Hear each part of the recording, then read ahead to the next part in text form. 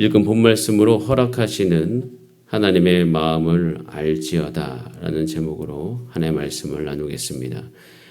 사무엘상 9장 1절 이제 사울이 등장합니다. 사울이 등장하면서 사울의 그 집안에 대해서 오늘 1절에 설명하고 있습니다. 베냐민 지파에 기스라 이름하는 사람이 있다. 아버지죠. 사울의 아버지. 근데 그 사람에 대해서 유력한 사람이다라고 이야기하면서 그 집안이 어떤 집안인지에 대해서 쭉 나와 있습니다. 베냐민 지파 유력한 사람. 사실은 베냐민 지파는 우리가 사사기에서도 보았듯이 지파들의 분노를 사서 다 멸절될 뻔한 지파였습니다. 600명만 살아남았죠. 자, 600명만 살아남아서 그들이 힘써서 살아남기로 결정하고 지금까지 이제 그 자손들이 태어나게 된 것이죠. 그런데 그 중에서 기스라는 사람이 있는데 그 사람이 보통 분은 아닙니다.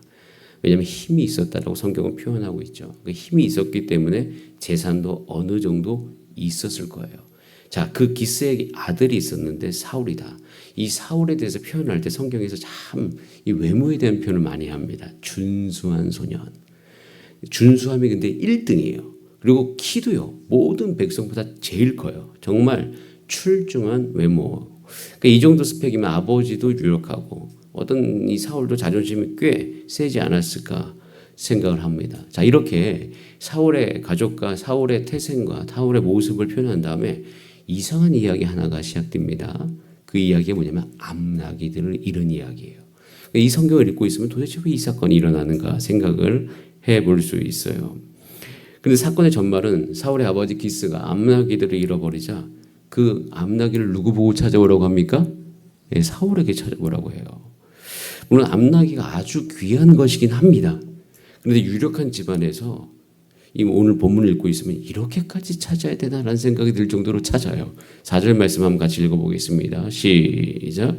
그가 에브라임 산지와 살리사 땅으로 두루 다녀보았으나 찾지 못하고 살림 땅으로 두루 다녀보았으나 그곳에는 없었고 베냐민 사람 땅으로 두루 다녀보았으나 이거 얼마나 찾아다니는 거예요? 살리사 땅으로 두루 다니고 살림 땅으로 다니고 베냐민 사람의 땅으로 두루 다녔다. 이거 계산해 보면 40km가 좋게 넘습니다.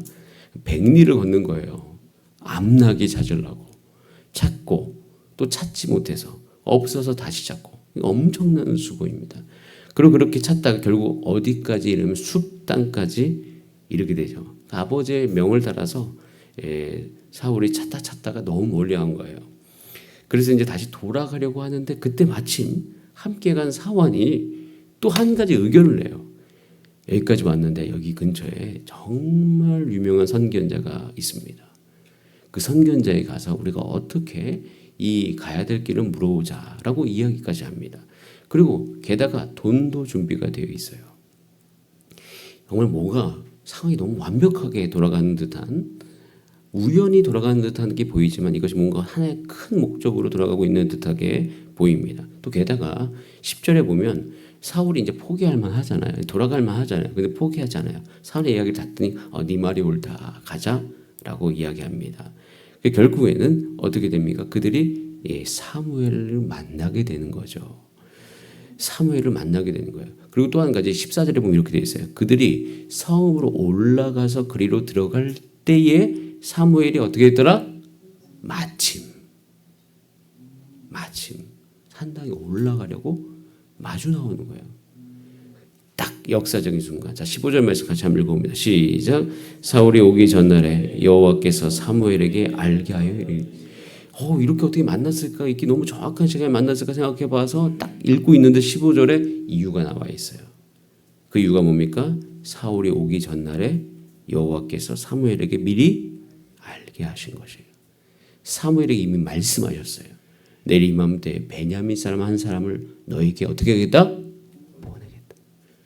그럼 너에게 보내겠다고 말씀하신 하나님이 암나기를 잃게 하시고 그 암나기 지금 어디 있어요? 사무엘에게 있잖아요. 걱정하지 말아라. 하나님께서 정확하게 계획하시고 정확하게 역사하시고 섭리 가운데 이들을 사무엘에게 만나게 해주시는 거예요. 그 다음에 이 사무엘을 통해서 사울에게 메시아적인 어떤 왕권을 부여합니다. 16절에 보면 그에게 뭐 해라? 기름 부어라. 지도자로 삼으라. 그러면 블레셋 사람들의 손에서 구원하겠다. 기름 부어서 왕으로 삼습니다. 이 과정이 하나님께서 정말 세밀하게 철저하게 계획하시고 이끌어 가시는 것을 볼 수가 있어요. 우리는 생각해 봐야 돼요.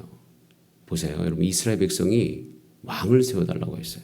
근데 그 왕을 세우는 것에 대해서 사무엘에게 뭐라고 말씀하셨어요? 그것은 너를 버리는 게 아니라 누구를 버리는 거다?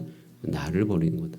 자기 자신을 버리는 거다라고 이야기하면서 그렇게 이야기는 하시지만 또 그들의 어떤 요구대로 그들이 부르짖었을 때 그들을 돌보시기 위해서 결국에는 이 모든 과정 속에 하나님께서 섭리하시면서 이 왕을 세워가시는, 그러니까 정확하게 예비하시고 운행하신 것이죠.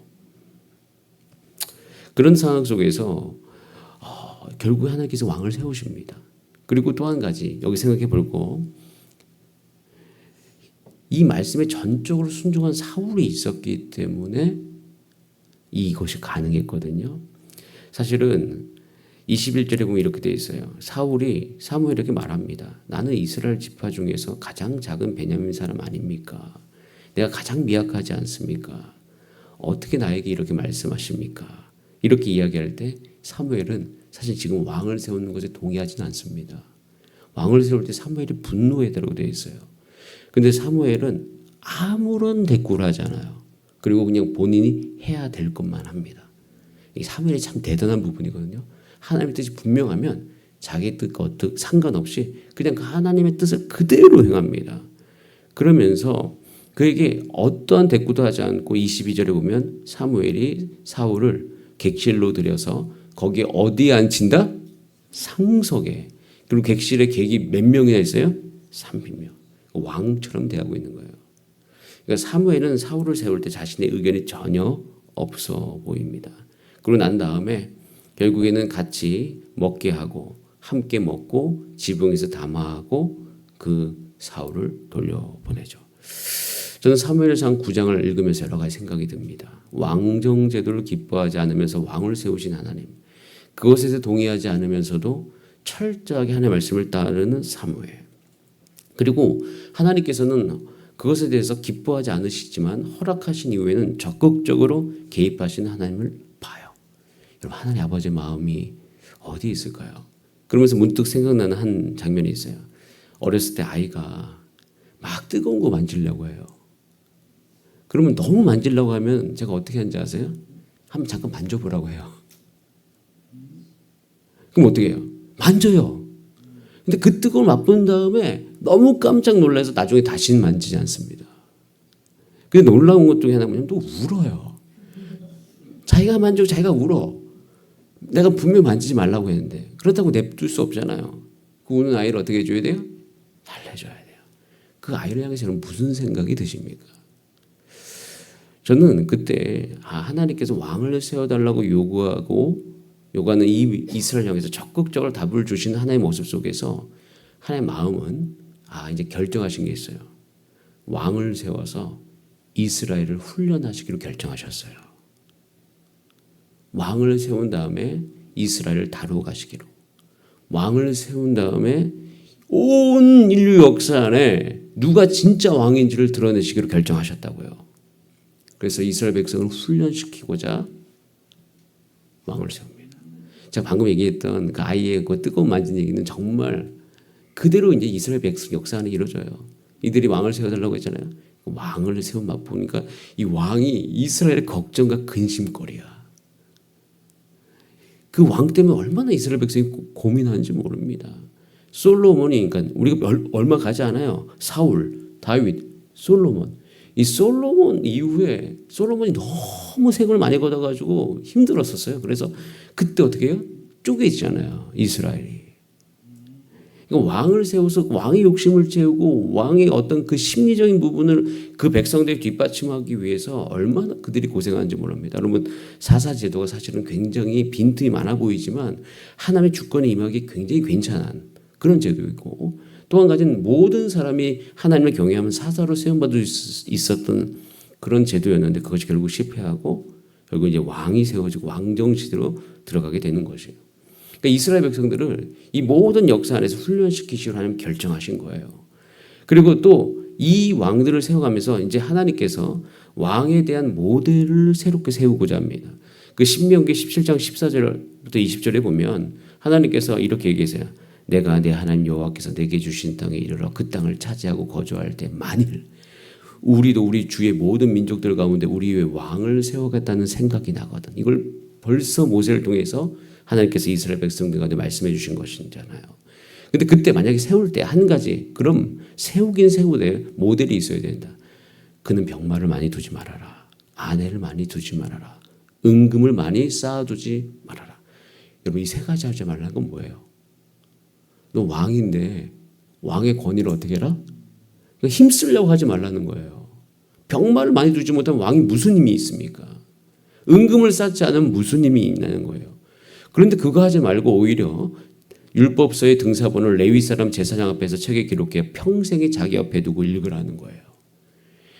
그러면서 하나님을 경외하기를 배워라 라고 왕을 세우고는 왕은 그렇게 되어라 라고 이야기하면서 이미 말씀하신 게 있어요.